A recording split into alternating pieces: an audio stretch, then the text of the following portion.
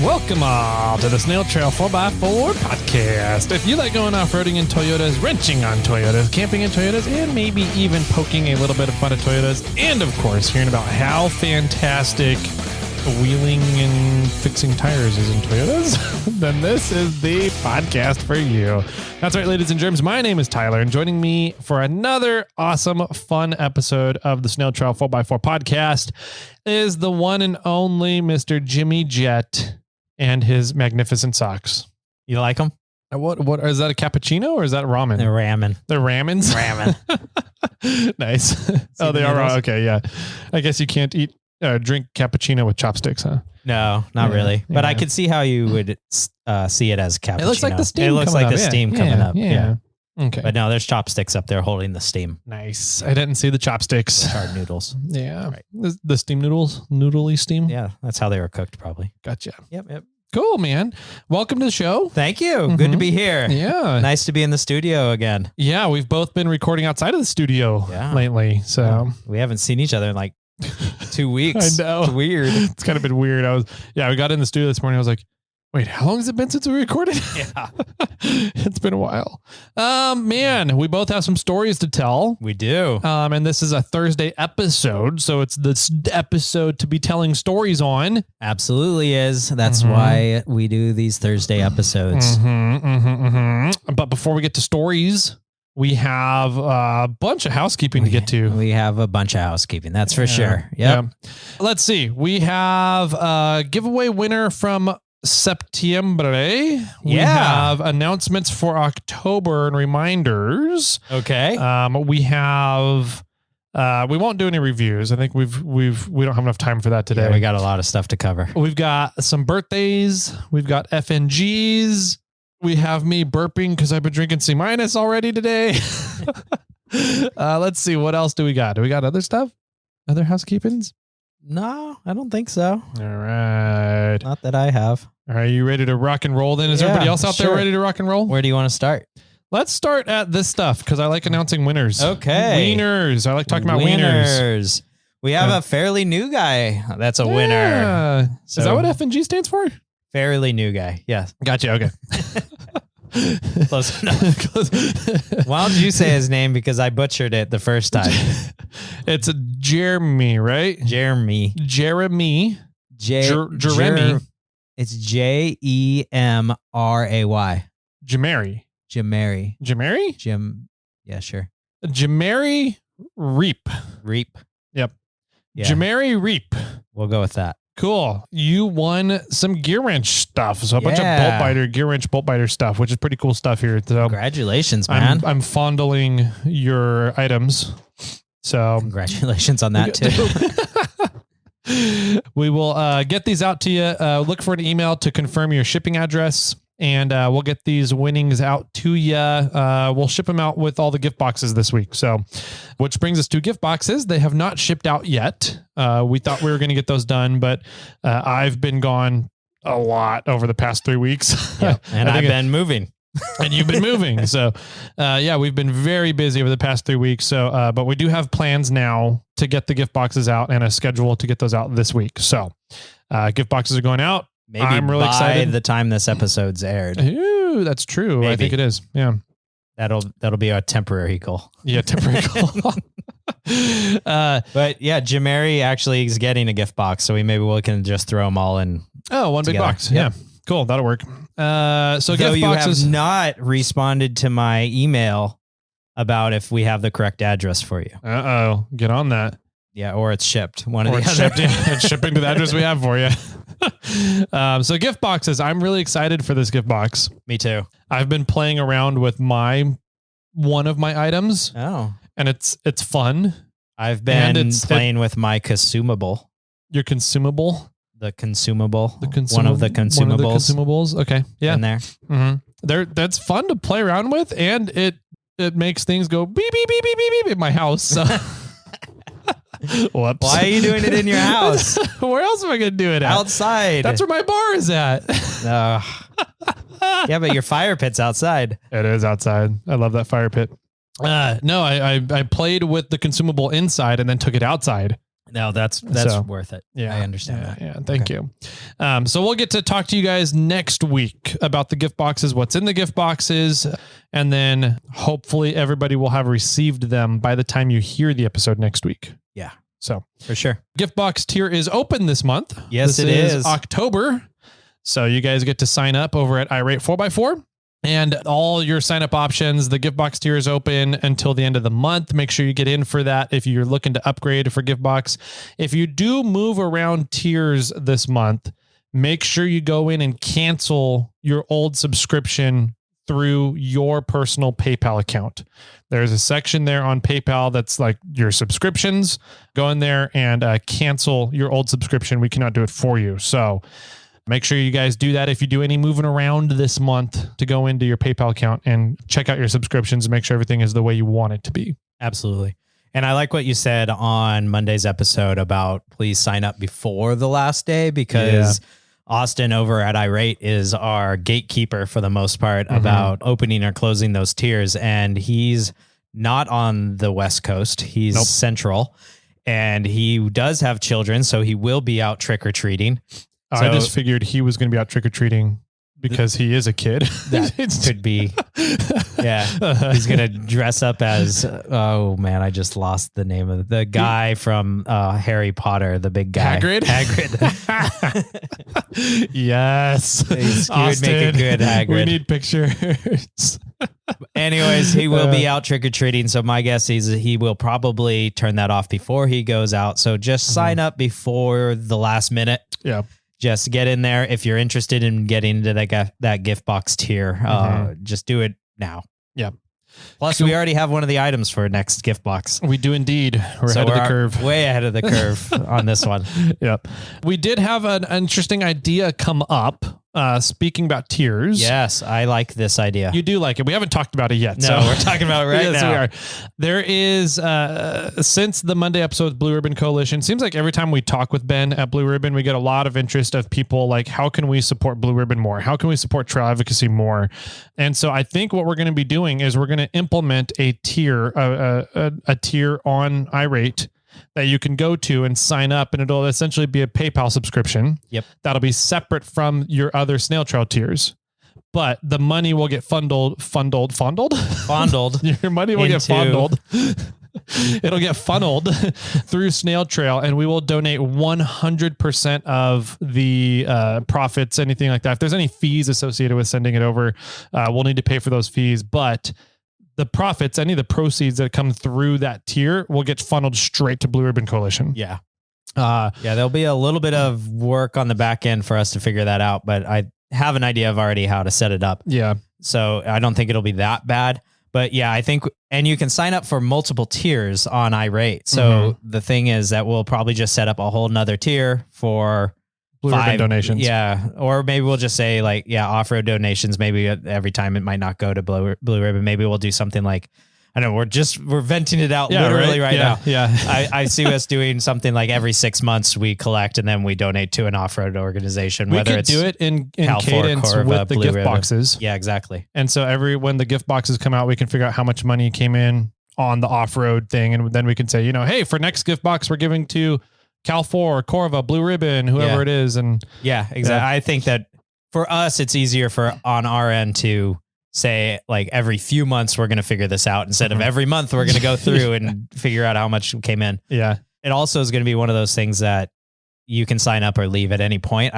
Unlike the gift boxes. Correct. I don't think that we need to be like, we're only making you're locked in for 6 months, but so I think that it's definitely something we're going to do. I think it's a fantastic idea. I forgot Evan Cook, or was it Patrick Eddy? One of those guys. Yeah. Or maybe Dooley. I don't even remember. One of our patrons on the Snail Squad forum on Facebook brought this up, and we think it's a great idea. Yep. And we're happy to set something up, do a little bit of work on our end to get some good donations into the people that can use it. 100%. We've had a few other people ask, what else can they do in their part of the country? Because they don't live in Moab, or they don't live in Utah, and they don't live in the Western states where all this public land is really a threat right now.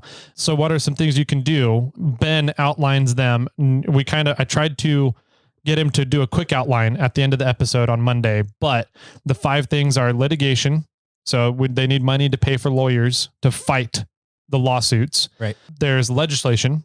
So pay attention to your local government. Make sure your local legislators from city, county, state, BLM, Forest Service, whoever your local people are in charge of making rules and laws in your area, make sure they know about the 30 by 30 rule and how much it sucks. Yes. Or the 30 by 30 plan.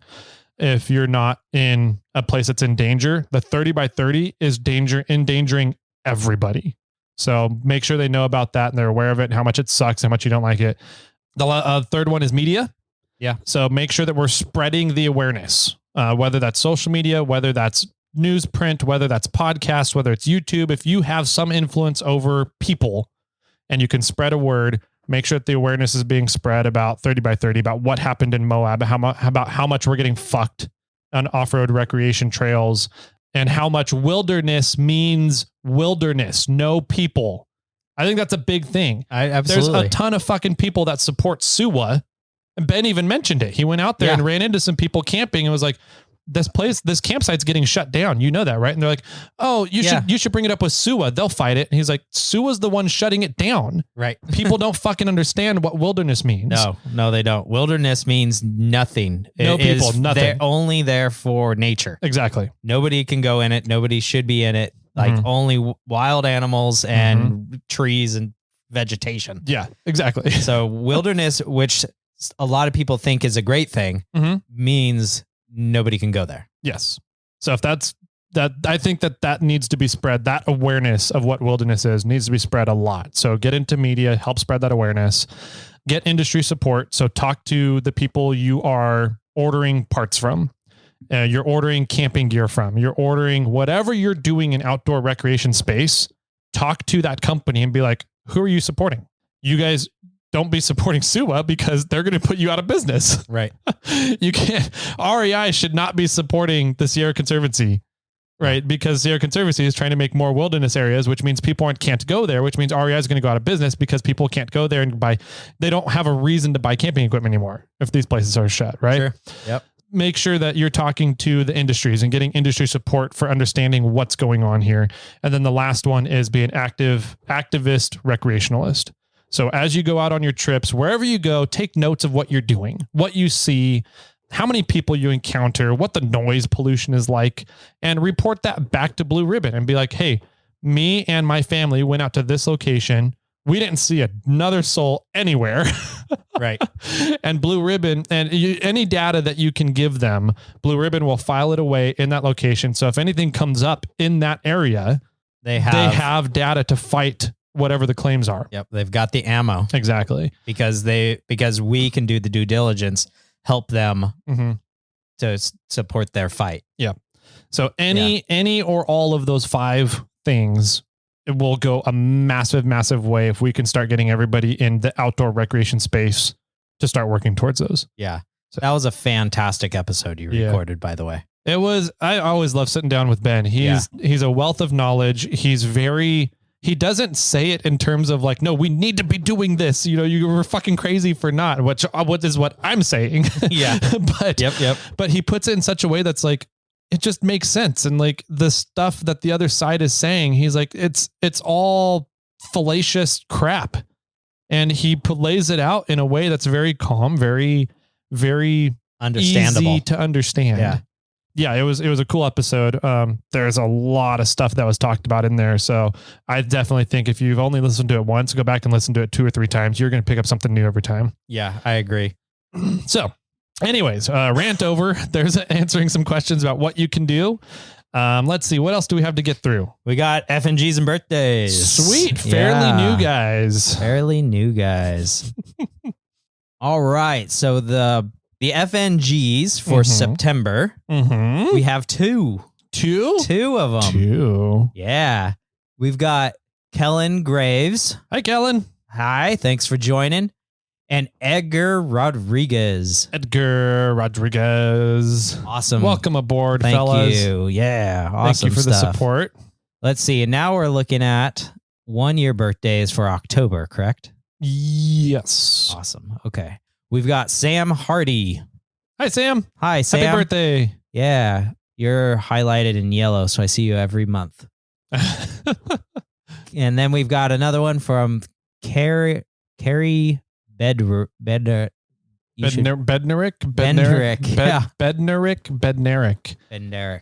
Bednerick. Something like that. Hi, Carrie. Hi. Happy birthday. Thank you. All right. October. Oh, we got a lot of October birthdays from 2021. Ooh, those are the COVID birthdays. COVID birthdays. I know 2020 was COVID birthdays. We'll see. Well, this is still COVID. Okay. All those early 20s screwed everybody up. Brian Spillane. Hey, Brian. Nick DeLuca. Uh-oh. Mr. Couch. Yeah. Lazy boy. Lazy boy. Mm-hmm. AZ or A to Z pools and hot tubs. Hey, happy Zach. birthday. Thanks, man. And Clint Johnson. Hey, Clint. Hey, thanks to God. All right. 2020. The real COVID birthdays, the true COVIDs. October. 0. Oh. Yeah. You guys are lame. 2019. We got a lot. Oh, cool. Again. Non-Nguyen. Nan. I'd call them both. I do too. I might see you tomorrow. Nice. Or today when the episode airs. Nice. That's what I mean. Dave Willis? Willies? Dave Wiley? Willie? There's only one L. What Wiley's? Yeah. Dave, thanks. John, it's French. Baudet? Oh, yeah. He keeps the lights on for us. Does he? I think that's a Motel 6 commercial. Hi, I'm John Baudet. Sarah and Ryan. Hey. Thank you. And Carlos Marquez. Sure. It's a Marquez. I just say Marquez. Marquez. All right. And that's 19. So that's the end of it. Sarah and Rylan. Sarah and Ryan don't have a soul. Why? They're soulless people. Because they have Jeeps? Because they have an XJ. Oh, that's true. Yeah. I saw them this weekend too. Did you? Oh, that's right. You did. I saw pictures. Yeah. So that's another thing we could talk about this episode. Right? Jeez. We started going down the list of everything we've done in the last few weeks. And it's either going to be 2 episodes long here, ladies and gentlemen, or it's going to be one really long one. We'll find out how this goes. We'll see. All right. Well, that's everybody's birthdays. Thank you so much for the support, everybody out there. Yeah, thank you guys. Your support allows us to do some really cool stuff, like get interviews with Ben from Blue Ribbon, with Jerry at Banff, industry insiders, industry experts. Without the support of the listeners and you guys out there, we wouldn't be doing the show. So for coming on 5 years now, and we're still going strong, and it's because of you guys supporting us and interacting with us that keeps us interested in doing it. Yeah. So for a lot of it, it is mainly the interaction, to me, at least. Yeah. Just because we're reaching so many ear holes, but then people will write us back and talk to us and, tell us where we did right or wrong, or show us other ways to do something, or talk to us about the positive impact that we've had, like bringing attention to something like with the Blue Ribbon Coalition to them and how they can help out. And they've never realized, that these things are going on, or that they could actually do something to help. So I think all the positive feedback and some negative feedback, any feedback really is a benefit, and just the interaction. We just want attention, you guys. Positive, really what it comes down to. No, just super like cool stuff. me. Right. Why does nobody like me? Yeah. So, super cool. Love interacting with you guys. I got to see a few listeners out at Trail Hero. Oh, fun. And so, we'll get into that in a little bit. Reminder though, before we move on from the housekeeping stuff, that we are shutting down Patreon. Yes. Last reminder, I think, before we do it, we'll probably end up doing it today while we're recording. It might be done before this episode comes out. Sometime in the next week, we're shutting it down. So I'm going to shoot everybody a direct email before it happens. Yeah. That is still on there. I've actually talked to a few of you because I sent out the emails for the gift boxes. So the people that are $20 or the $240 people know this is coming. So anybody that's at that $5 level or $10 level that didn't get one of those emails recently, just heads up. I'll send out an email. I'll probably try to make like a Loom video or something showing you how to sign up on iRate 4x4 for the Snail Squad, and then attach that to the video so that you have a more basic idea. But yeah, this is coming. Get ready. Yep. Jimmy's coming for you. Yep. Anyway, let's see what else. Any other housekeeping stuff? The only other thing, we talked about interactions and how that really helps us, but also reviews helps us a lot as well. It helps keep us up in the ranks. It keeps us, just up there so that we get more eyeballs on the podcast, which brings more ear holes to the podcast. And if you want to leave a review, then we have a few opportunities for you to win some swag packs, which we probably are damn near, if not over 600 now. My guess is we're really close to it, if not over. Yeah. So we've got a swag pack coming up at 600. We have one at 650, 700. And then at 750, we're giving away a set of tires from Yokohama Tire. So get in there, leave a review. That's all you need to do. If you leave a review, you're in. So for everything. So get in there and do it. Yep. Cool. I think that does it. All right. Sounds see. Good. God, where have we left off with life, man? Well, I want to hear about Trail Hero. Okay. And I think that's more fun than people listening to me talk about my move. Jimmy, there's another fidget thing over here for me to play with. Just I move it to the last one. But before we get to Trail Hero, you bought some stuff. I did buy a couple of things. Some big money items. Yeah. So we're developing some things with Morphlite right now that are getting close to being ready for production. At least they're going to be ready, I think, by next year, by the event season for next year, by summer, right? Okay. Which is going to require us to increase the amount of events we go to, off-road events. And so I figured out that we really need to have our own shit to get to off-road events for. You're not going to rely on friends and family and coworkers? Yeah, I'm not going to rely on borrowed trailers anymore. From a rando person online. Yeah, that we don't know how the maintenance has been done on it. Yeah, so, got it. That really left both of us with PTSD, me and Ozzy. And so I was like, you know what? We're going to be upping the amount of events we go to. Let's get a little serious and get an enclosed trailer.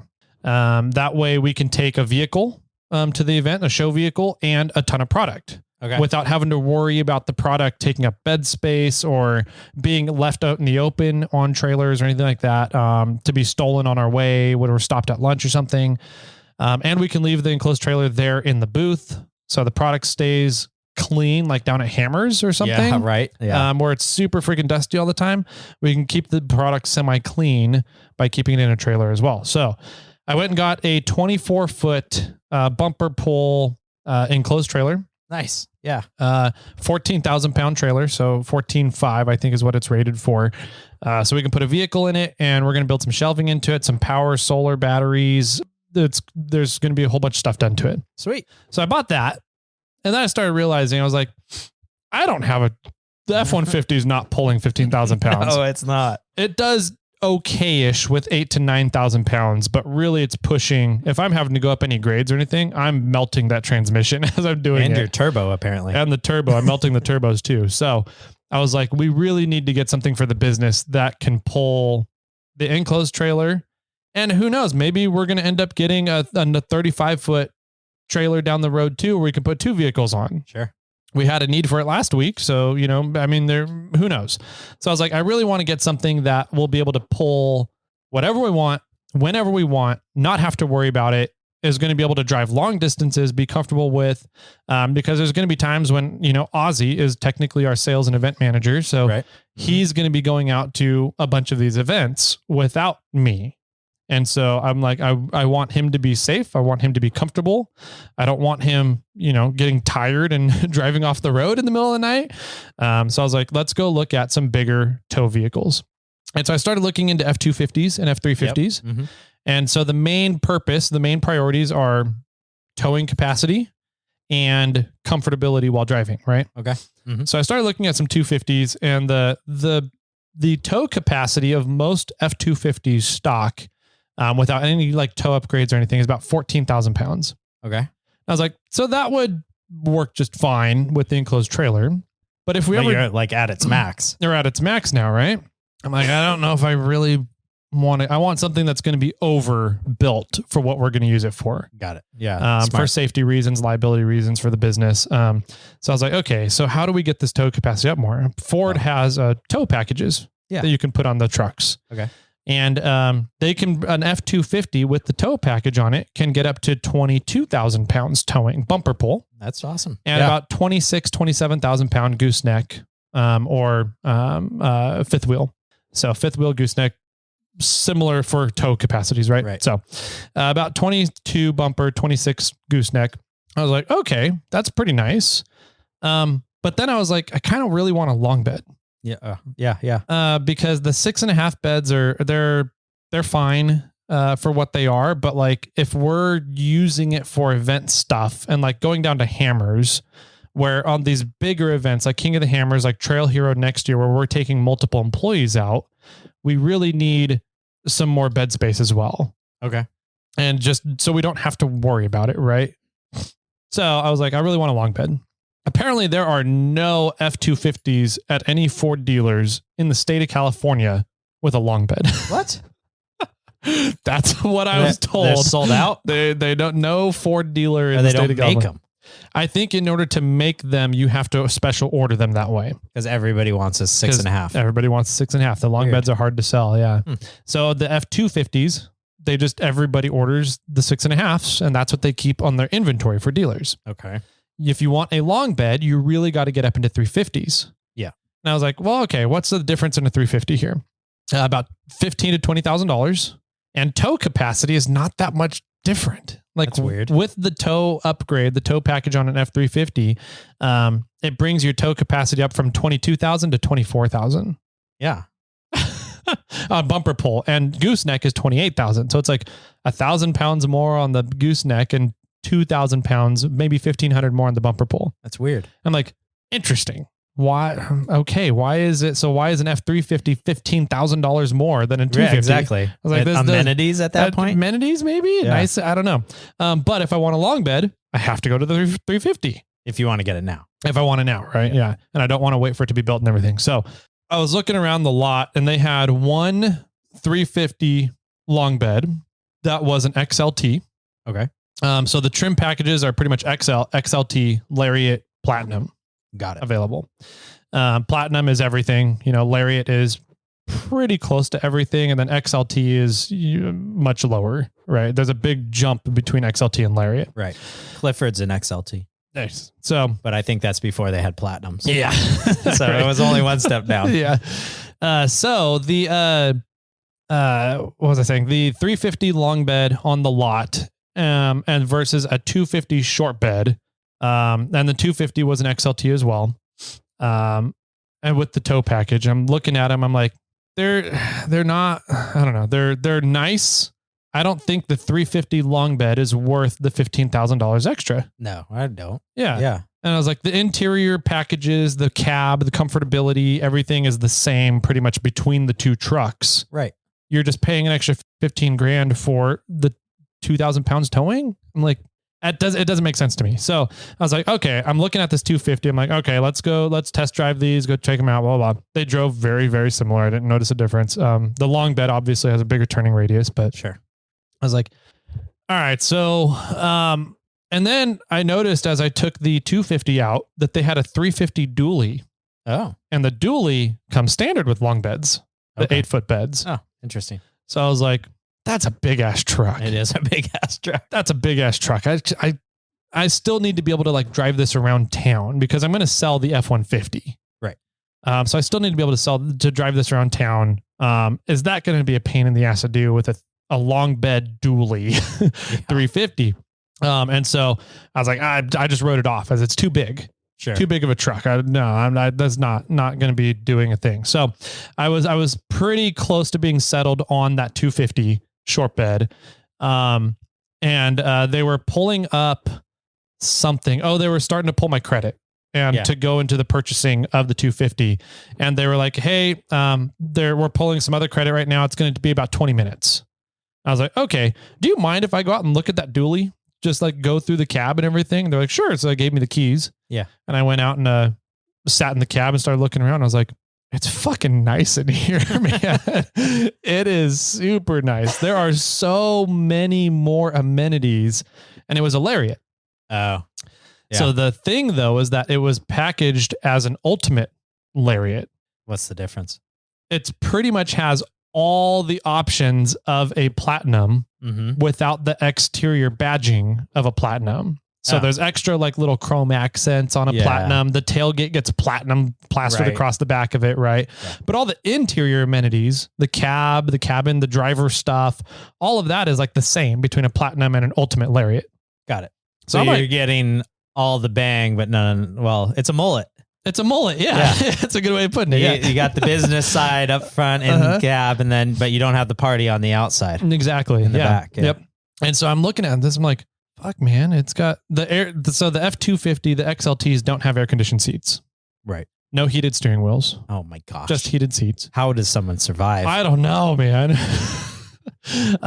It didn't have the dynamic cruise control. No. I think it had lane assist. Does it have massaging seats? No, they got rid of those. They stopped doing those in 2022. Oh, what? I know. I was a little bummed. Return it. I'm thinking about it. No, and so I'm looking at this truck and I'm like, there's a lot of creature comforts in this. I turned on the stereo and the stereo works amazing. It's got some really good sound quality. 2 subwoofers. Probably. Dual battery setup in it. So there's a lot of technology going on in that the F350 dually ultimate Lariat package. Okay. I'm like, this would be really nice to drive long distances in. Oh yeah, it would. Very nice. I'm like, that's a big priority for me because I want anybody who's driving this truck with a 15,000 pound trailer on it to be safe. I want them. I don't want to have to worry about, am I going to get a call at 3 a.m. because an employee was driving the fucking truck super tired and went off the road somewhere. Yeah. So I was like, this would be really nice. So I walked back in and I was like, can I take that 350 dually for a test drive and see just how big it feels while I'm driving it? They're like, yeah, sure. Go for it. And I was like, well, where are we at on the credit? And they're like, well, we're probably 10 minutes out, 5 minutes out or so. And I was like, okay, I'm going to go take it around the block real quick. I'll be right back. She goes, okay. So I went and took it around and I was like, man, it drives super nice. It takes big turns, but whatever. You get used to that. Mm-hmm. It's a long truck. It's 176 inch wheelbase, 178. Wow. Will it Rubicon? Probably. We could probably get it there. So get it to there. It'll make it down to Loon. I'll get it on the slabs on the spillway. Yeah. No, I'm looking at it, I'm like, man, it drives nice. It's super comfy to be in. It has the high output motor. Okay, what's the difference between the high output and that? So it's a 6.7, I'm assuming. It's the 6.7, 6.7 V8 diesel. So when Dodge last did their last updates to the 6.7 inline Cummins, they ended up having more torque than the 6.7 V8 from Ford. Oh, and so Ford did some upgrades, and I think the Dodge Cummins was like 1,050. It's a Ram. Sorry, the Ram Cummins, the 6.7 Cummins was 1,050 foot-pounds of torque. Okay. Which is about what the 6.7 V8 from Ford was sitting at previously. And then Ford did a little tweaking to the engine and came up with the 6.7 high output, which does 1,200 foot-pounds of torque. Oh my gosh. 1,200 foot-pounds of torque. Time out. Where's my cell phone? The cell phone's over there. Thanks. I want to know what my 7.3 has. 3. I want to say it's like 400. 450. That's my guess. Yeah. All right. The Ford 7.3 had a few different levels throughout the years. Mm-hmm. But the last few years, the 96, 97 had 225 horsepower. Okay. 450 foot-pounds of torque. Wow. So this high output motor has 500 horsepower. Oh my gosh. And 1,200 foot-pounds of torque. You're like double. It's doubled the horsepower, tripled the torque. That's insane. That is crazy. So I'm looking at this thing. I'm like, fuck, it gets up and goes, man. Can you roast all 4 tires in the rear? That's a good, all 4 in the rear. Yeah, all the dualies. Yes, absolutely. So how about all 6? Does it have 4-wheel drive? I haven't. Yes, it has 4-wheel drive. Okay. I haven't tried to roast all 6 yet. I think we've already alluded to it. So you got the dually. I got the dually. Yeah. The big test that was like the thing for me was, can I make a U-turn on a 3-lane U-turn? Oh yeah. So I was like, it was tight. I had to go out further and kind of use the other part of the intersection. Yeah. That's how it is. It does it. That's just the long bed status. It's the long bed the long bed life. I was like, it has the 1550 U joints in it. Like, and we'll get to this in a bit, but I was like, it has 45 degrees of steering. So it made the U-turn just fine. I was like, fuck, I'm getting it now. As soon as I made the U-turn, I was like, I'm getting this truck. Yeah. It was still, I mean, the 350 that I was looking at versus the 350 dually with the Ultimate Lariat package was only like $1,000 difference. Really? Yeah. Wow. Because nobody wants a 350 dually. They're too big of a truck. So they mark it down to entice people to get it. Wow. So I ended So up, what is the difference in towing capacity? oh my God. The 350 dually does 26,000 pounds bumper pull. Wow. Okay. And 36,000 pounds gooseneck. Dang. I'm like, I'm never going to tow 35,000 pounds, but the truck can fucking do it if I wanted to. Do you need a different license to pull that much? You do. Okay. I think you need a Class A. Yeah. Once you're pulling over 10,000 pounds, I think you're supposed to get a different license. Got it. So we're going to have to start looking into that for employees too, with the enclosed trailer and everything. Yeah. So, I got the dually and I got it in time to take it to Trail Hero. Well, let's back up just a hair. You bought the trailer, and the trailer was in enough time for one of your employees to go out to take it down to Trail Hero, and then the next day, that evening, I think the day Ozzy left, I picked up the truck. You picked up the truck, which was Friday. Yeah, and then you're like, I'm driving down. I'm not flying anymore. I'm not flying. I'm driving and I'm taking Kermit. Yeah. Mm-hmm. So hopefully I can do some wheeling while I'm down there too. Right. All right. So how was it driving the dually across like more or less Nevada compared to the F-150 or going, did you go up 80? So I went to get there or did you go down? I went down. I went down 50. But the route that my original plan was to go up 50. Yeah. And then take, I think 95 all the way down to Vegas. Something like that. You can go from 50, go further up and then just cut all the straight down. So you still went up and over the Sierras. Yes. So let's talk about that. Okay. Because that's at least on Highway 80, I mean, that's some of the hardest grades that I've ever gone up. Yeah. Is on 80.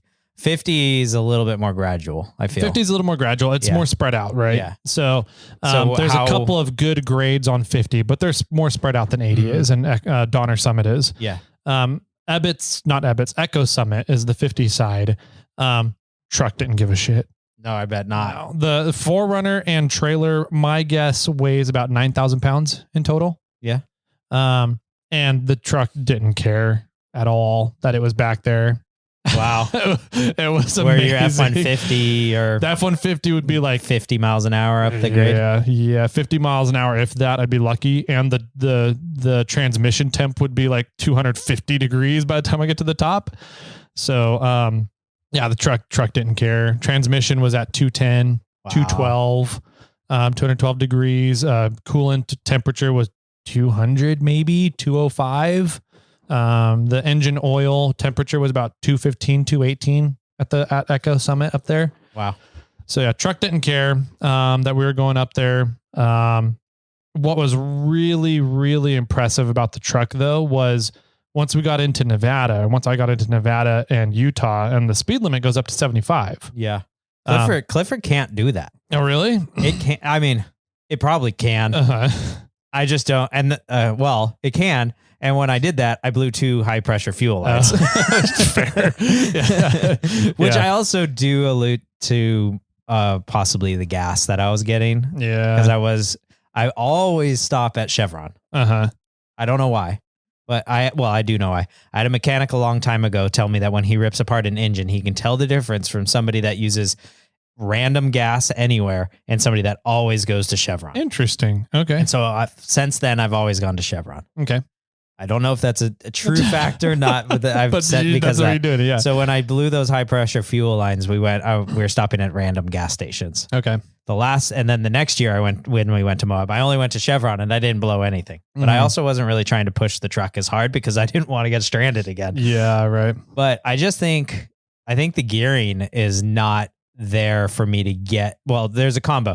The horsepower and gearing isn't there for me to get to those higher speeds because even driving without a trailer, it doesn't like to get up into those higher speeds. Okay. I think that's more just a 7.3 thing. It might be. So, I mean, they're tow pigs. They like to sit low and hold low RPMs and have a ton of torque low. Yeah. I mean, at 70, 75 miles an hour, it's just barely over 2,000 RPM. But it just doesn't feel. It feels like it's a winding out. Yeah, it just feels that it's tapped out. Yeah, interesting. So this truck has their new 10-speed transmission. Yeah, the F350 dually has the 10-speed with the 1,200 foot-pounds of torque and 500 horse. Didn't care at all. And once we got into Nevada and Utah, I just set the cruise control to 80, and it has dynamic cruise control and lane assist. So like you're not really paying that much attention, and I only use those on freeways going longer distances because the dynamic cruise control is a pain in the ass to use if you're just like cruising around without a trailer and trying to cut through traffic or get around on a regular freeway. In California, the dynamic cruise control sucks because there's so many freaking cars in the highways compared to Nevada and Utah that I found. Yeah. So, I had the cruise control on, lane assist, and was able to not have to focus so intently on the road and the driving. Right. Which was amazing. I drove, I think 11 hours, 10 and a half hours. I beat the Google time, which I was like, fuck yeah. Wow. That's an extreme sport for me sometimes.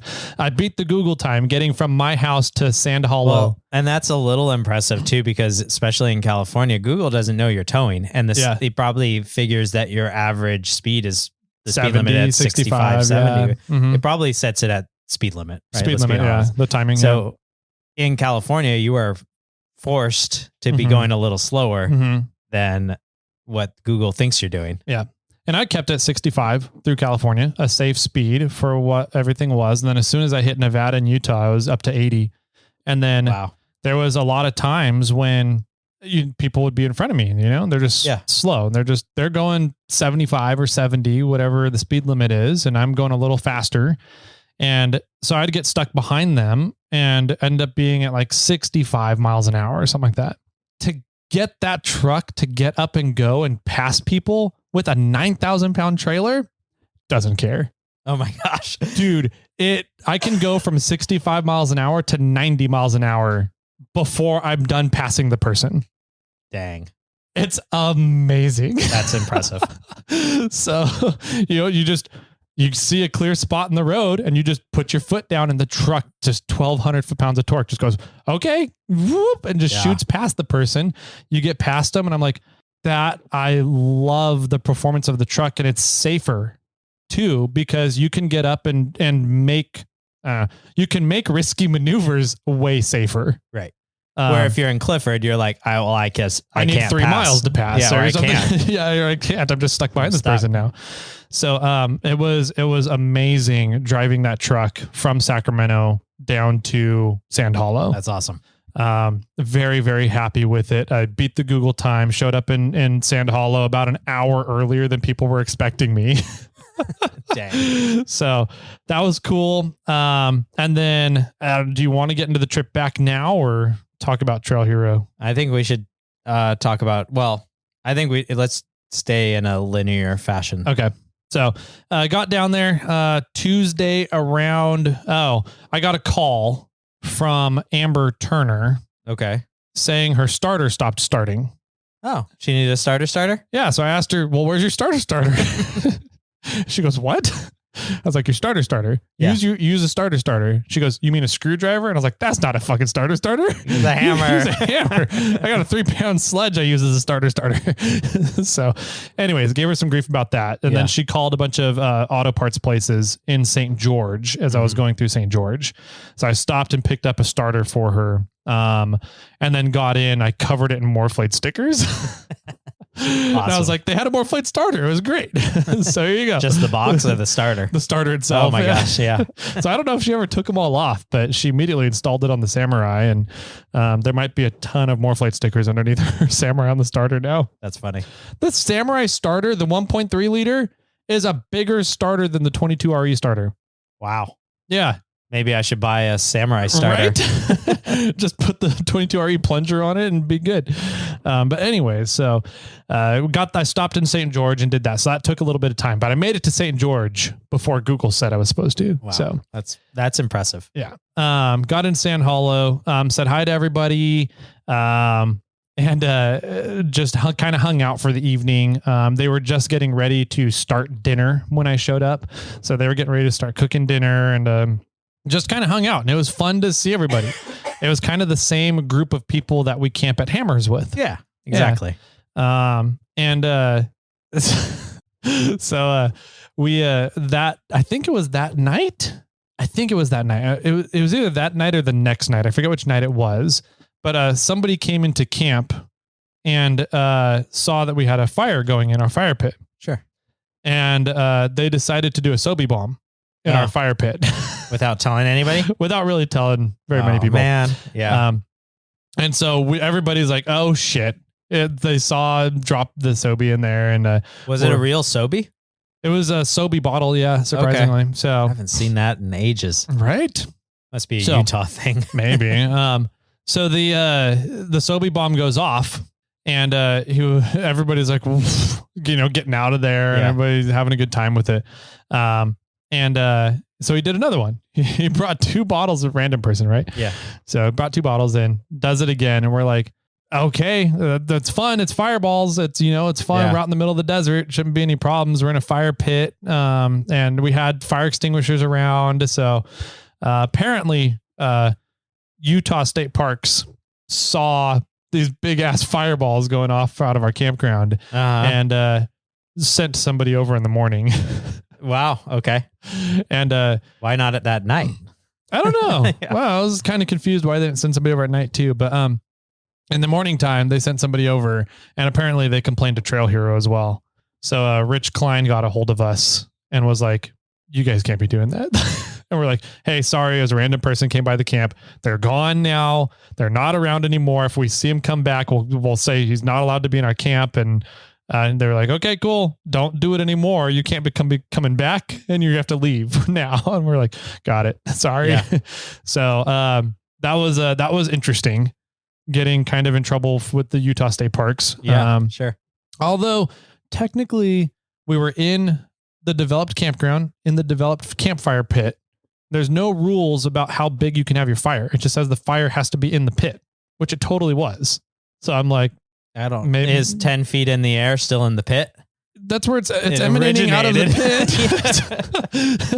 pit. Anyways. Yeah. But we were being very safe with it all. We had the fire extinguishers around. And so I think that's kind of what calmed them down, is we were like, look, we've got 3 fire extinguishers here around the fire area and the kitchen area.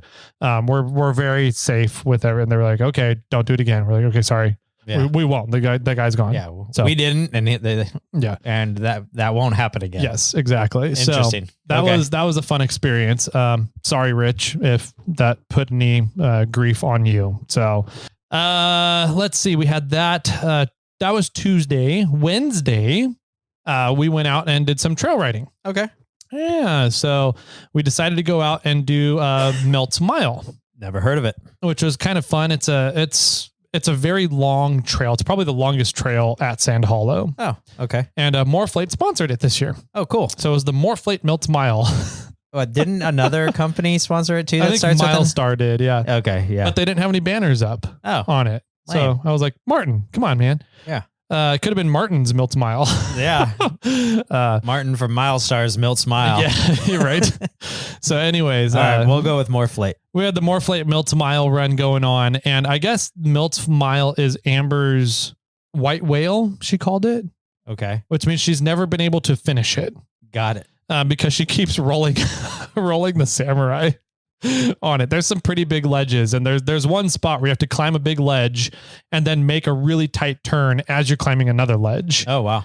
And I was like, I don't know if I'm going to be able to do this in the Forerunner. It's a little longer body, but watching Amber try and do it was pretty funny.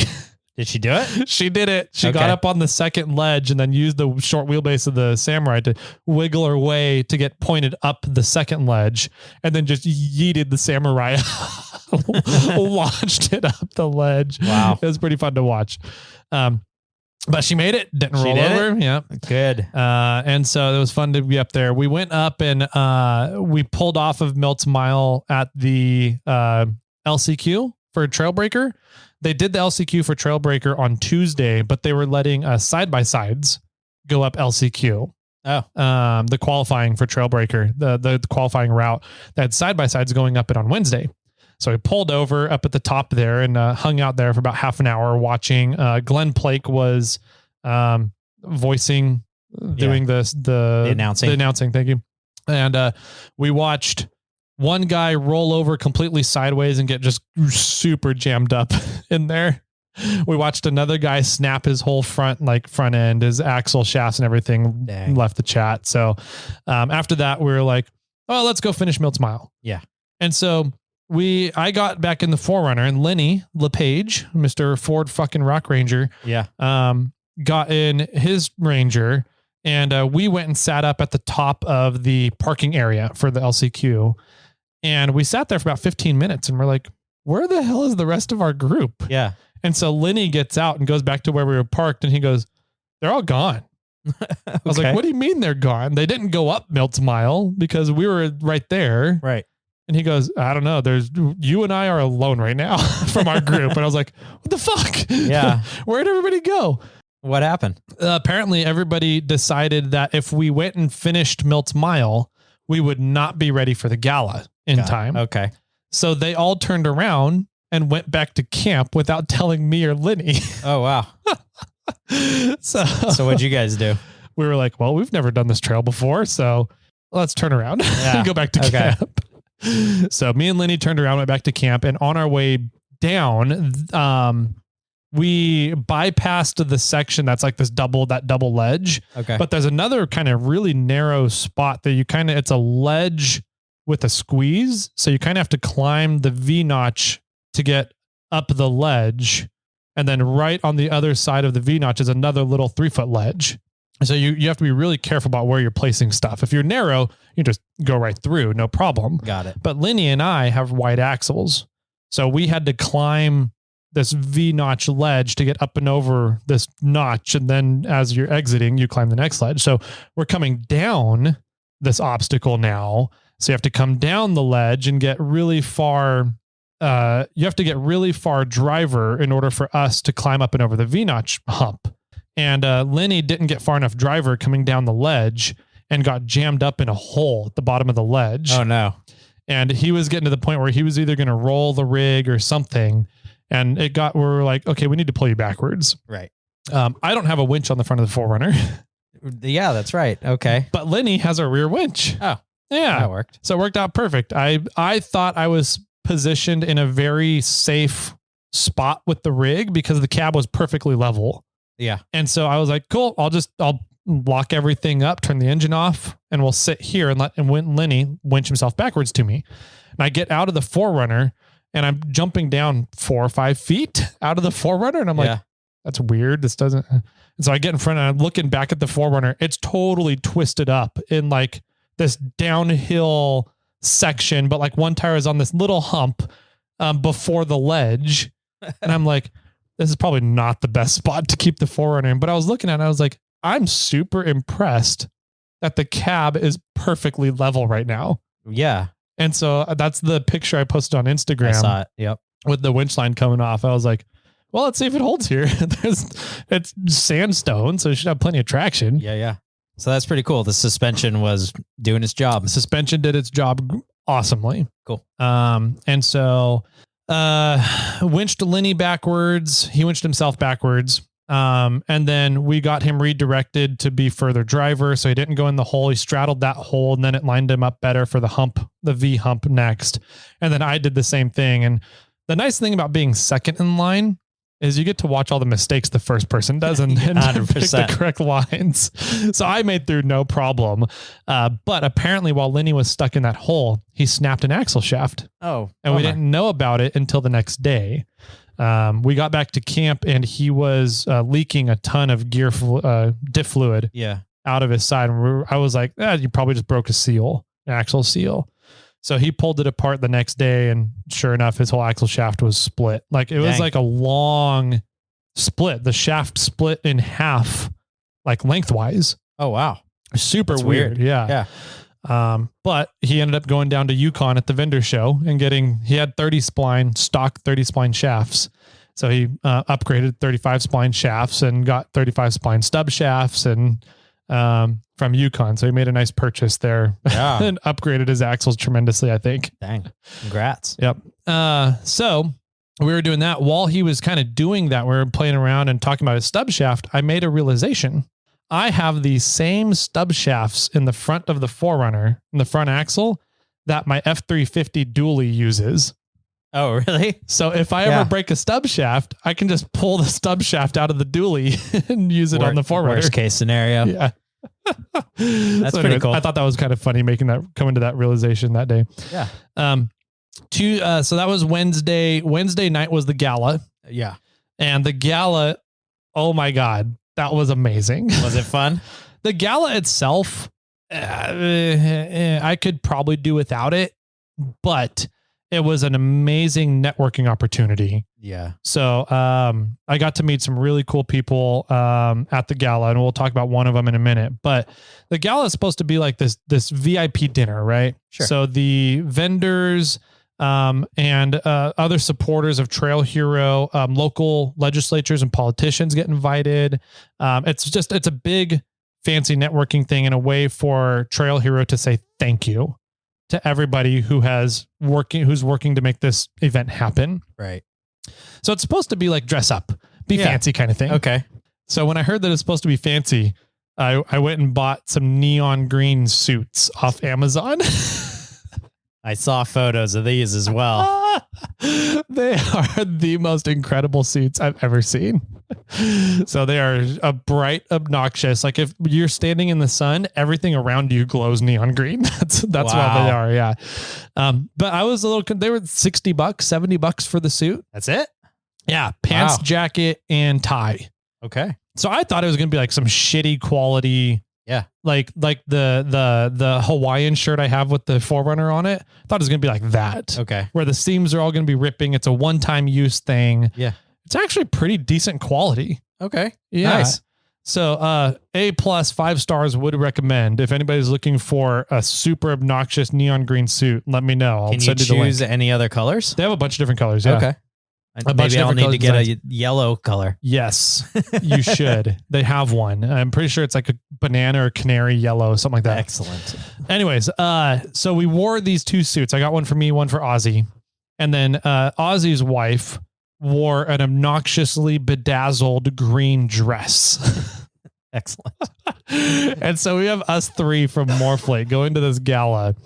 And somebody had the genius idea. I think it was Christina, the Huntress. Okay. Huntress Offroad, to go talk to Dang Brothers, because Dang Brothers, Utah, parked their fire truck that cooks their pizzas in our camp during the event. Oh. Until the vendor show started. Okay. So we had this huge yellow fire truck in the middle of our camp all week. So Christina, I think it was Christina's idea. She went and talked to the Dang Brothers guys, said, "Hey, can we take the fire truck to the gala?" And they said yes. Who drove? Christina did. Really? Yes. Wow. Okay. Oh my God. It was hilarious. So we had Chris and Dolly. Friggin' Dolly had these red polka dot dresses. Yeah. That I don't know who she was planning on wearing them, but Christina ended up putting one on. It fit her. And then Christina's friend, I forget her name, but she was there hanging out. She wore one as well. And then there was Dolly in her dress and Amber was in a dress too, which was pretty fun to watch. I don't know if I've ever seen that. Nope. I don't know many people have. Yeah. So we had those 4 in the front seat. Mm-hmm. And then me, Ozzy, Jason, Wheeling Wine and Whiskey, and Ozzy's wife sitting in the back jumper seats. Right. But there wasn't quite enough room. So Ozzy and I were standing up, holding onto the rails of the truck, of this fire truck. And the siren on the fire truck works really good. Oh my gosh. And it's you guys were blasting that? Yes. Here we come. It's one of those really, really annoying sirens too. That's not like a quick on and off. It winds up and then has to wind it down. Oh. Yes. And so you can't just stop the siren. Right. It has to wind it down and stop running, stop spinning. And so Dolly kept hitting the siren the entire way from our camp out to the gala. And as we're coming through San Hallow, people are pulling over thinking it's a real fire truck. And so they're just pulling over, giving us the right of way, letting us pass them, pulling over on the other side of the street because they thought it was a real fire truck. And then they see these goofballs in neon green suits and polka dot dresses. Oh my gosh. In surprised you guys didn't get arrested for that. I'm surprised we didn't either. Are you kidding me? Impersonating the fire. Well, we didn't have the lights flashing. Yeah. But we were stopped at one point to pick up Kyle from Dang Brothers because he needed to drive the fire truck back after the gala, after we got out at the gala. And while we were stopped there waiting for Kyle, 2 people came up to us and they're like, "When are you guys setting up? We need pizza." And we're like, "Sorry, that we're not involved. We don't work with Dang Brothers." We just stole their fire truck. Yeah, exactly. So anyways, I don't know if anybody else in history can say they got to show up to the Trail Hero Gala wearing obnoxiously amazing suits in a fire truck. Not yet. No. Or not again, probably. Yeah. So we'll see. Yeah. That was the highlight of the week for me. Okay. Was the drive to the gala. That sounds fun. Yes. And then at the gala, I got to, Ben was there from Blue Ribbon. So I got to hang out with Ben a little bit more. And Phil Lyman was there. I don't know who that is. Phil Lyman is I think he's a county seat in government in the Moab, Utah area. Oh. So he's been directly involved with the shit that's been going on in Moab that we just talked on Monday about. Yeah. So I got to talk to him, picked his brain. He is the guy that got arrested for, I don't know, doing something that I forget what exactly he was doing, but it was like, it was something to do with a rally, I think. And he got arrested and then Trump pardoned him. Oh. So he's the guy that's been fighting for OHV so hard that he got arrested for it. Dang. Okay. And then Trump pardoned him. Yeah. So he is now running for Utah governor. Okay. Yeah. Yeah. Well, that'll be good. Yes. And it was incredible to talk with him, meet him, pick his brain about what's going on and be like, what can we do to help the shit that's going on in Utah? And he goes, honestly, we need to get more people like me into power seats in government to be able to turn the tide in Utah right now. I was like, awesome. Let's do whatever we can to make that happen. Yeah. So if you're in Utah and you want to run for government, let us know. Yes. Well, we'll be advocating for you. We'll influence you. So anyways, I talked with him a little bit about Rubicon Trail and, what's been going on at the Rubicon Trail, what's worked, what hasn't worked, just really general stuff, how the adopted trail stuff works. And he goes, that sounds awesome. He goes, we need more trail maintenance in Utah and BLM is not doing it. Sure. Yeah. And so I'm going to get him in contact with RTF and Ken Hauer and talk with, let them become buddies and figure out what's working on the Rubicon Trail and how can they apply some of that stuff to trails in Moab. Cool. And Utah in general. If he wins the governorship of Utah, he'll be able to take those concepts and apply them statewide. That'd be awesome. Which will be fucking amazing. Got to meet him. Kimberly Plake. Yep. randomly showed up in a obnoxiously bright neon green outfit as well. Oh, that's because she loves neon green, right? Yeah, yeah. It's her color. And so we all got pictures together. And while we were standing there talking, we just have random people come up and be like, "Oh my God, you guys look amazing. Can I get pictures with you?" Sure. So it was just fun. Ozzy didn't wear his tie. And so Randy Slauson wore Ozzy's neon green tie. And it was fun seeing Randy be so uncomfortable dressed up. Yeah. I can believe that. He's not a dress up guy. No. And so it was fun watching him throughout the night kind of interact. You could just tell he was not comfortable just because of what he was wearing. But what was even funnier was there was a banner up at the gala area, right like where the food line goes through. Sure. And it had Randy Slauson on it, and it had Eric Miller on it. Okay. Aren't those guys like they're the two solid axle guys in Ultra 4, right? But they don't like each other, right? I mean, they're competitors. Tolerate, they can tolerate each other, but they're competitors. Eric Miller, I believe, is a 2-time king. 1 or 2. I think he's a 2-time king. Yeah. Randy Slauson is a 3-time king. Yep. They had listed on the banner Randy Slauson, number whatever, race number, 2-time King of the Hammer winner. Eric Miller, whatever his race number is, 3-time King of the Hammer winner. They switched it up. Somebody fucked up. So I took pictures of it immediately and ran over to Randy and I was like, "Mr. 2-time King, do you have a comment on this?" He goes, "What?" And I showed him the picture. He goes, "What the fuck?" And so from that point on, the rest of the week, everybody's like, 2-time King Randy Slauson. That's funny. It was fun. So anyways, that banner was hilarious, and getting to tease Randy the rest of the week about it was hilarious. All in all, gala was amazing. It wasn't necessarily fun, but it was an awesome networking, getting to know people opportunity. Sure. Which is one thing I really do enjoy doing. So while we were at the gala, before we left, we got invited to go on one of the trail rides the next day on Thursday. Okay. And so we were like, yeah, let's do it. That should be a fun trip. Should be a fun trail ride. Who invited you? Maribel, her husband is the supply chain coordinator for Discount Tire. Oh, okay. Yeah. America's Tire, Discount Tire. Yeah. And so she invited us out, and it was supposed to be a run that Glenn and Kimberly Blake were going to be on. Rich Klein's going to be on. Like, it's supposed to be more of like a VIP run. Cool. So I messaged Rich and I was like, "Hey, are we going to be intruding if we come on this run with you guys? I'm pretty sure, if you guys wanted, I could probably get Ben and Phil to come out and join everybody on the run." And Rich said, "That'd be great." I said, "Cool. Awesome." So I went over to Ben and Phil. I was like, "Hey guys, what are you doing tomorrow?" Mm-hmm. They're like, "No, nothing really." And I was like, "Come on out. We'll take you on some trails."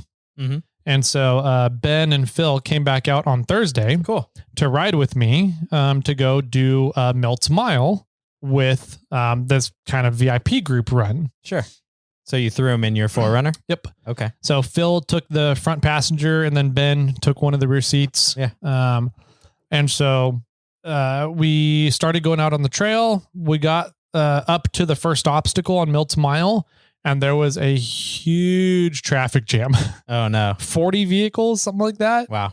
I was like, this does not look good. And so Glenn was leading, and Glenn goes, "This isn't good. Let's go to a different trail. We're going to go out further away."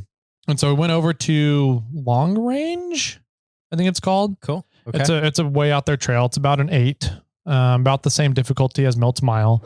And we went out there, and the first obstacle had a traffic jam in it. Oh no. So, but it was a lot smaller. It was only about 10 rigs. Okay. So we just bypassed the first obstacle, went around it. And on the other side of the obstacle, there was the vehicles that made it through the obstacle were stopped in the middle of the trail. Waiting to bring everybody else up the obstacle. Yeah. Got it. Okay. Which I'm like, on narrow trails and you can't really go anywhere. I get it. Yeah. But like, we were in the middle of San Hallow, which is open riding. And there was plenty of sandstone and everything to get off of the trail. But nope, they were stopped right in the middle of the trail. Sure. So in order to get by them, we all had to squeeze between the lead vehicle and a sandstone wall on one side. Okay. Apparently I'm not wide enough to fit through there. Or I'm not narrow enough. Is this where you popped your tire? I did. Yeah. I saw pictures of that too. Yeah. So I was trying to squeeze through, and I thought I was narrow enough to get through because everybody else was just going through, no problem. Mm-hmm. And I was like, okay, I'm not that much wider than these buggies and these other 1-ton vehicles.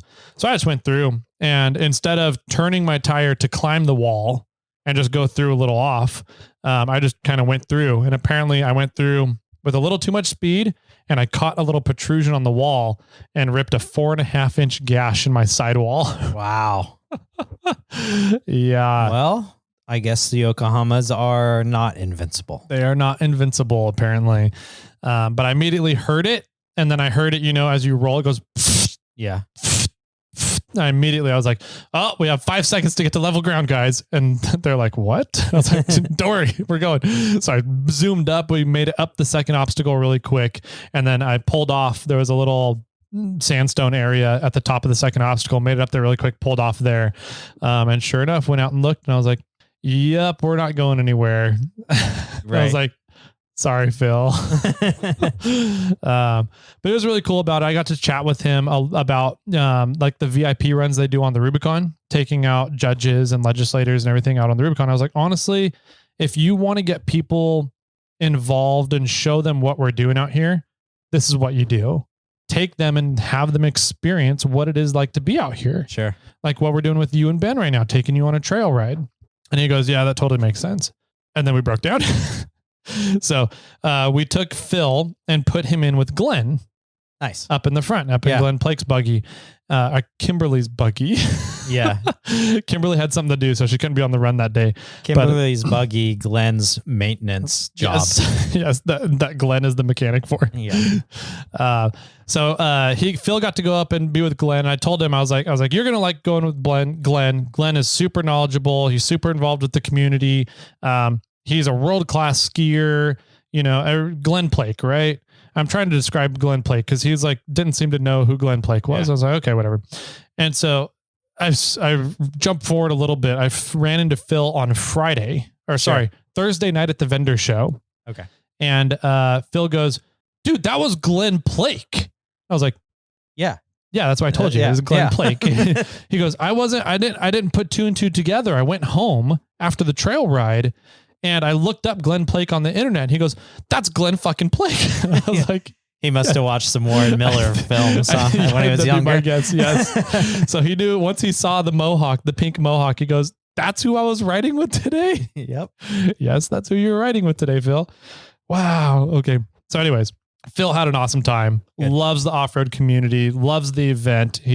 So he's like gung-ho about doing whatever he can for OHV and just outdoor recreation access in general in Utah. So anybody who lives in Utah listening to this, vote for Phil Lineman for governor when the elections come around. Yes. Really, really awesome dude that will fight and put himself on the line to fight for OHV recreation. Cool. So back to Wednesday, blew my tire. We were looking at this gash. I'm like, that looks too long to use a glue tread on. Okay. I'm not sure how we're getting out of here. And so we heard, we had 2 other groups out wheeling that day and on the radio. So I got them on the radio and I was like, hey, anybody from our camp, does anybody have a spare 40-inch tire with an 8 on 170 pattern?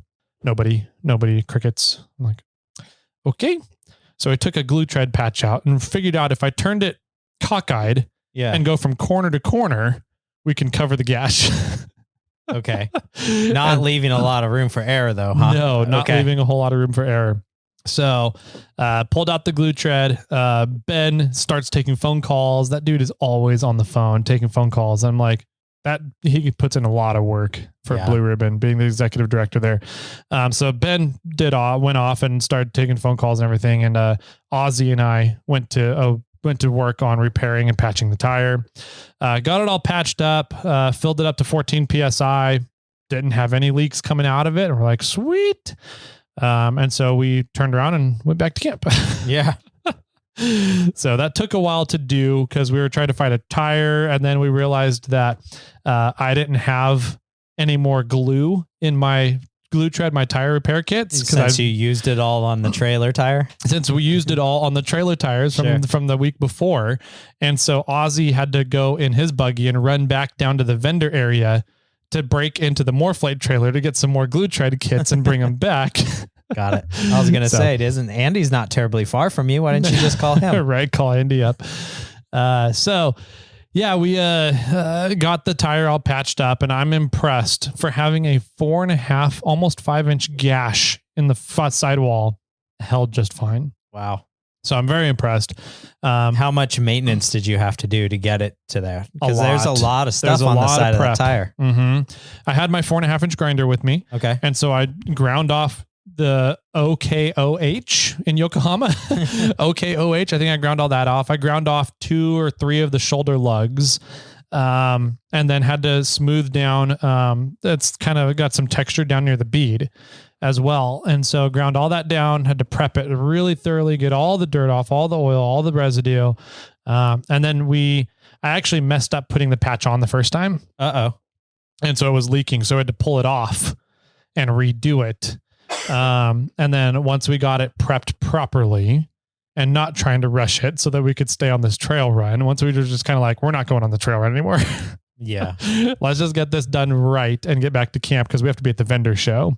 And so once we gave in, did it properly, got it all on there. Ozzy has a couple of tricks. He's a glue tread master because he has glue tread holding together his BFG stickies. Yeah. His 39-inch stickies because they're $900 a tire. At the bead. At the bead, yeah. So he showed me a couple of his tricks. And once we did those, everything held on great. We packed back up and went down to the vendor show and set up shop in the vendor show. So Ozzy put his buggy in the Morphlate booth, and the Radflow booth was right across the aisle from us. Oh. So I asked the Radflow guys, because I'm Radflow coilovers, all 4 corners. Mm-hmm. I was like, hey, do you guys want the 4Runner here? Like, A, it'd be nice if I don't have to go find a place to park it and walk back. B, it'll be nice to have my fridge here so I can get drinks all day. Yeah. And C, I think it's a unique build that I think could be kind of fun to have in your booth. And they're like, sure. And so I was talking with them for a little bit, and one of the employees is a listener of the podcast. Oh, cool. And so he goes, dude, I've been waiting to see this thing in person. I want to see it and check it out and see what you did with the suspension and the axles and everything. Yeah. So having it in the booth worked out awesome with Radflow. Those guys are really cool. But it was neat because we had glue tread patches on Ozzy's tires, his stickies, sure, and now on my tire, holding the tire together. And that one's a fresh patch. And so throughout the show, people would come over and be like, does those things really work? Because they'd see the kits on our table. Yeah. And we're like, yeah, look at this vehicle over here, and then go look at the green 4Runner in Radflow's booth. And so they'd go look at it and then come back and be like, I need 2 of those kits right now. Right. Yeah. So we sold out of glue treads at the show because, I blew a tire, but we sold out of glue treads. So wow. Well, that's good. Proof. There's multiple proofs out there now that these things work. Yes. The thing who was I talking to? I was talking to, oh man, I lost who it was, but it was somebody that knows Jason. Okay. And they were talking about Jason's trip out on Barrett and how his glue tread wasn't working when they were doing that. And I said, I can hands down guarantee. Well, I think Jason said it in the interview, but I said they just needed to do more prep. Yep. I can pretty much guarantee that they did not do the prep that needs to get done to get this to work. Yeah. And it all 100% for this to work comes down to the prep. Yeah. It absolutely comes down to the prep. The big thing that there's 2 big things I've changed my mind on about glue tread. One is don't put the adhesive on your tire. Put it on the patch. Oh, smart. Yeah. Yeah. Because you're prepping the tire. And so by prepping the tire and using sandpaper and kind of roughing up the rubber in the tire, that is set well to accept the glue after it's had a little bit of time to dry out. Because in order to put all those dots on, by the time you get done and need to put the patch and the tire together, some of the glue when you started has started to dry already and cure. Yeah. So if you put the glue on the patch, it cures to the patch fully, and then putting it on the roughed up, sanded down tire gives it more of a porous material to glue better and adhere better when it's already starting to cure. I got it. Yeah, so, that makes sense. Put your glue on your patch, not the tire. Step one is the first big major tip, aside from the prep that comes with the instructions and everything the glue trade instructions say. More glue is not more better. More glue is not more better. The second thing is don't use accelerator. Yeah. Yeah. Surprisingly, accelerator is, I think it's a good thing if like you need to repair and reseal the edge of a patch. But once you put accelerator on, that glue is never going to cure to the tire.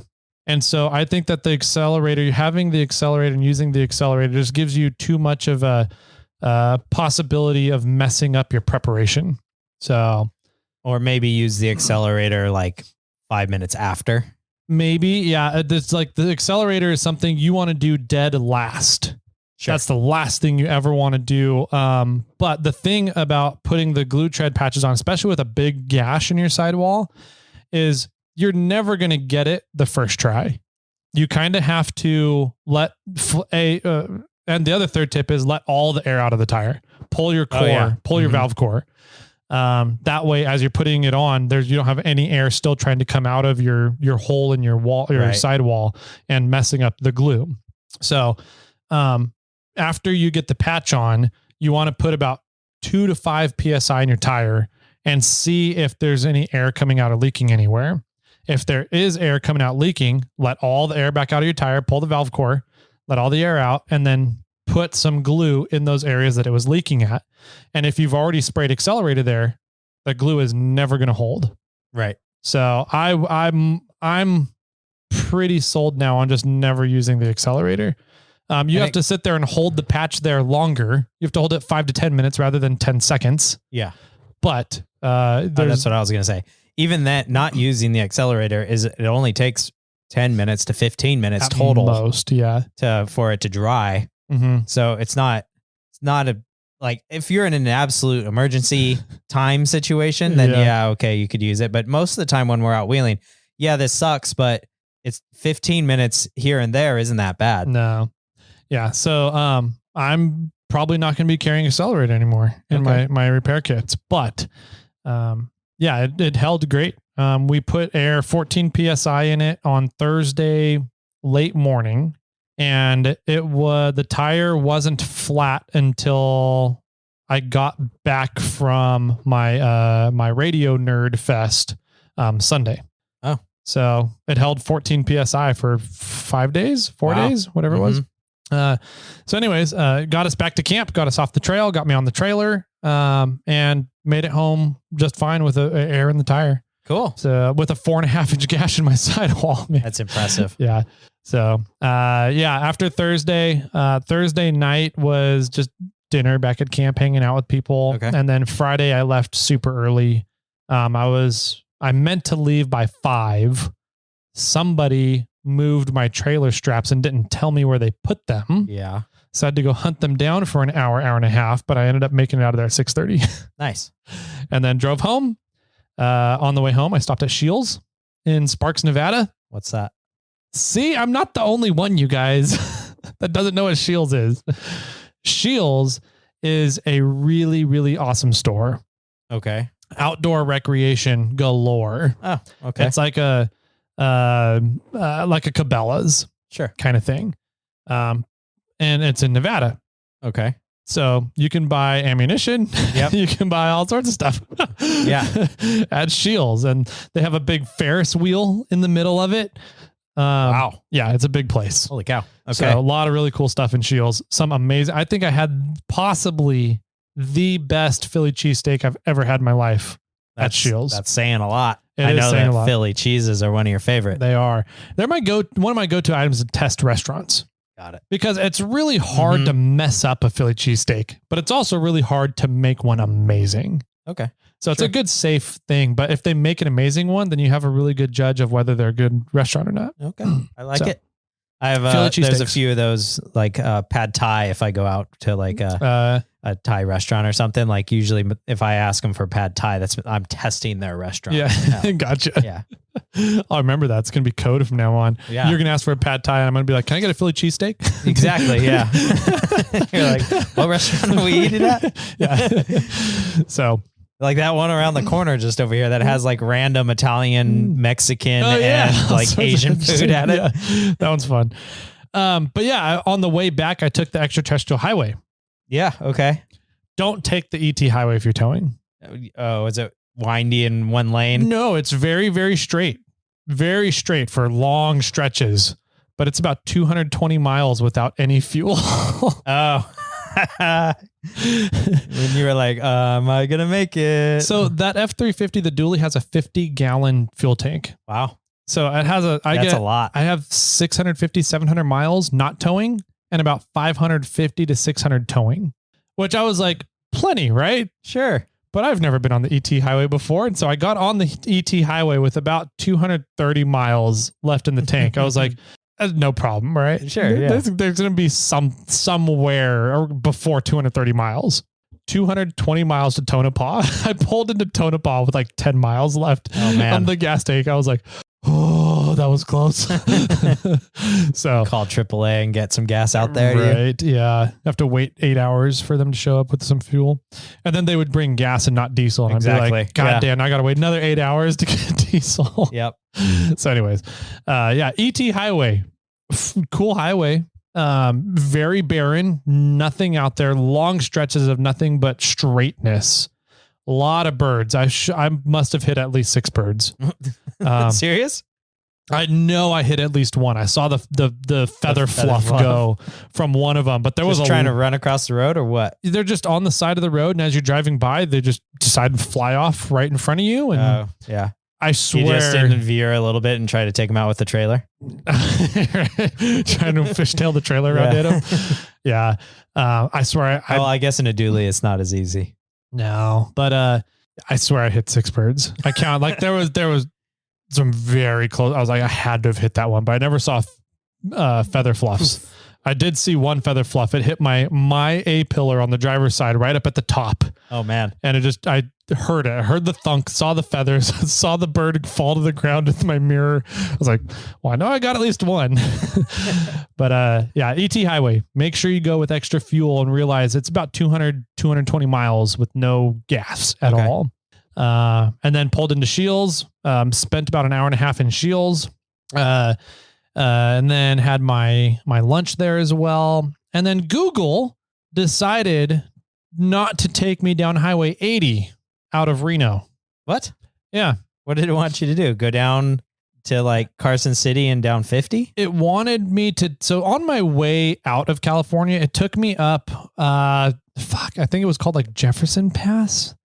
I forget what it was, but it came down into this valley in Nevada. But I'd never been up that pass before. It was relatively straight, but it was steep. Truck handled it just fine. And coming out the other side, truck handled it just fine. So I thought it was taking me back that way. No, it took me up and over Mount Rose. What? Mount Rose, which is one of the 9,000 foot peaks around Tahoe. Yeah. That drops down into Incline Village. Right. Mm-hmm.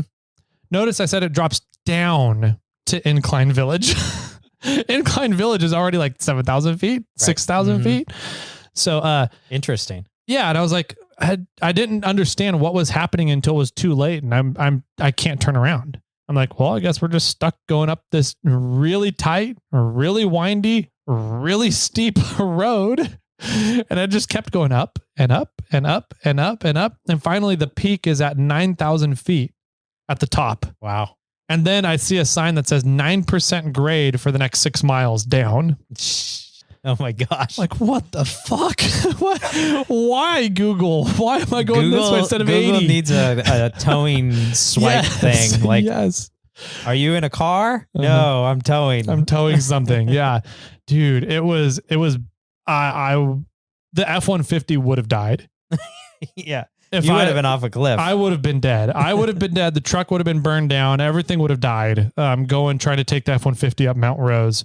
The 350 handled it okay going up. Like it was fine. It just had trouble figuring out what gear to be in. And I stayed around 35 miles an hour because it's super tight and windy. I couldn't go any faster, but it was also super fucking steep. You can't hold momentum. Right. But coming down, I will give it to Ram. The engine braking and exhaust braking on a Ram, the 6.7 Cummins, is far superior to the V8 engine braking. Yeah. Of the Fords. I want to put exhaust braking on it. Dude, coming down that with a 9,000 pound trailer would not have been good at all without the exhaust brake. I totally saved my ass. But the exhaust brake in a 6.7 Cummins works better than the V8 Ford 6.7s. Oh, wow. Okay. Just FYI, if anybody is like, they're looking at a purchasing decision based on exhaust brake utility, the Cummins is better. Oh, okay. But still made it down the hill just fine. Didn't die. I had a sheriff behind me the whole way. So I was like also freaking out that he's like, why the fuck is this guy on this road? That's probably why he's following you. Probably. And so made it down, got back down into Incline Village and then made it out onto 80. And I was like, that was completely useless and stupid to do. And as I'm coming down 80, exhaust brake worked awesome for coming down Donner and coming down the 80 grade. Sure. Not as good for coming down a 9% grade on steep, windy narrow, windy roads. So made it back home just fine. I did not beat the Google time coming home at all by any means, but made it home just fine. And I love driving that truck. Cool. Yeah. Well, I still want to see it. It's not here today. It is. Oh, it is? Mm-hmm. Where is it? It's in the front. Oh, I just totally missed it. Yeah. Man, I didn't even figure it out. Yeah. Used to seeing it, I guess. Yeah. I just drove over here and I was like, oh, parking lot's full. I guess I better park in back. And I went back and I saw the covered trailer. So I was like, oh, that's cool. Yeah. Yep. So some big stuff coming for Morphlate. Some big purchases. I wasn't sure I would love the truck as much as I do. And I absolutely love that truck. Nice. So I'm money well spent so far. And I think with everything we have planned for the truck for the business, it's going to be one of the best purchases we've ever made for the business. Sweet. Well, congratulations. Yeah, thank you. And that's a fun trail hero story. Yeah. You didn't do too much wheeling, a lot of business work, but I mean, so what did you think of trail or of Sand Hallow? Sand Hallow, yeah. Definitely need to be wider. Being wider is a lot better out there. There's some gnarly shit. Most of Sand Hallow I figured out is V notches. It's all V-notch canyon. It's all V-notch canyon stuff. Right. And so like Moab is a lot of ledges. Correct. Right? You're going up some big inclines that you would never be able to do in the Sierras on blue granite. Yeah. And that's impressive that way. In Sand Hallow, it's impressive the amount of articulation that you have to be able to do and stay on your lines while in notches and V cracks. That's the game of Sand Hallow. Right. Okay. So I definitely want to go back, but like I'm bad at V notches and cracks because we don't have a lot of those in the Sierras to practice on and play on. And so in a full bodied vehicle with body panels, I'm like, I don't think I want to do anything too difficult in Sand Hallow yet. I definitely want to go back and spend some time wheeling rather than working in Sand Hallow. Yep. Mm-hmm. That way I can kind of see, for the beginning part of Milt's Mile is about an 7.5, 8 rated trail out there. Right. So it's a little more about or more difficult than the Rubicon. Yeah, I would say, well, from the obstacles I saw so far, I wouldn't be able to do that double ledge sharp turn thing. In the Forerunner before I had the new axles. Oh, wow. I don't think I would have been able to do it. Okay.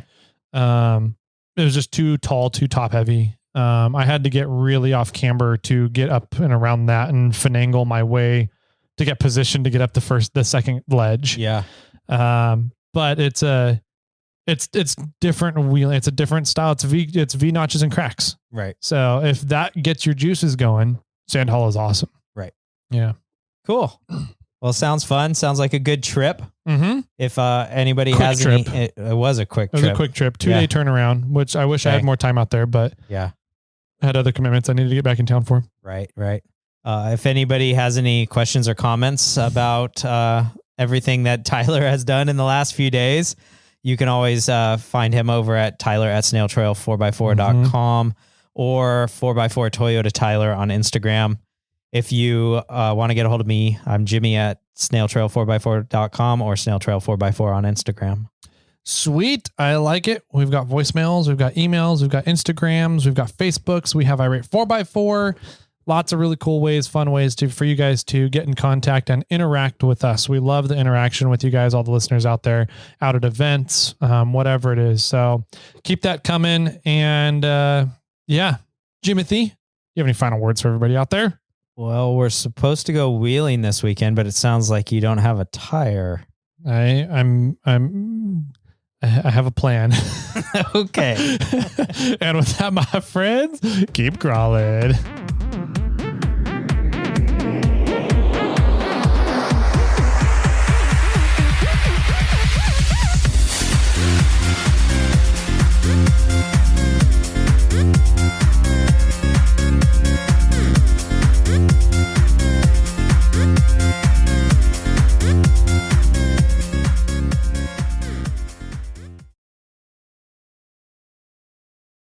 I have one for you. Wait. You have a joke for me? I do. Don't ruin this. Okay. You'll never get a joke again if you fuck this up, Jimmy. All right. I'm ready. All right. Okay. Ready? Ready. What did the egg say to the boiling water?